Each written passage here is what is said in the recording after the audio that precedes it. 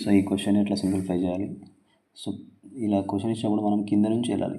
So కింద నుంచి simplify చేసుకుంటూ పైకి వెళ్తే మనకి ఈజీగా వచ్చేస్తుంది. సో 1/1 మైనస్, సో ఇక్కడ ఏముంది, ఈ సెట్ మొత్తాన్ని మనం ఏం చేయాలంటే ఒక ఫ్రాక్షన్, 1 ఫ్రాక్షన్ కాబట్టి దీన్ని ఎల్సిఎం చేయండి. 3 - 1/3 అవుతుంది. 1 - 1/1 మైనస్ ఇక్కడ 1 ఏముంది, 2/3 అవుతుంది.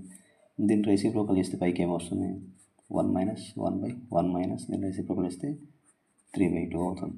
సో ఇక్కడ 1 - 1 దీనికి ఎల్సిఎం చేయండి, 2 - 3/2. నెక్స్ట్ 1 - 1 తీసేస్తే ఏమవుతుంది, 1/2 అవుతుంది.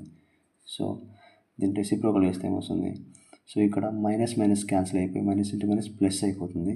ఇది రెసిప్రోకల్ అవుతుంది. సో ఇక్కడ కాబట్టి ఏమొస్తుంది ఆన్సర్ అంటే 3 అవుతుంది. ఈ మైనస్ మైనస్ క్యాన్సిల్ అయిపోయి ఇది రెసిప్రోకల్ అయితే 2 అవుతుంది. సో 1 +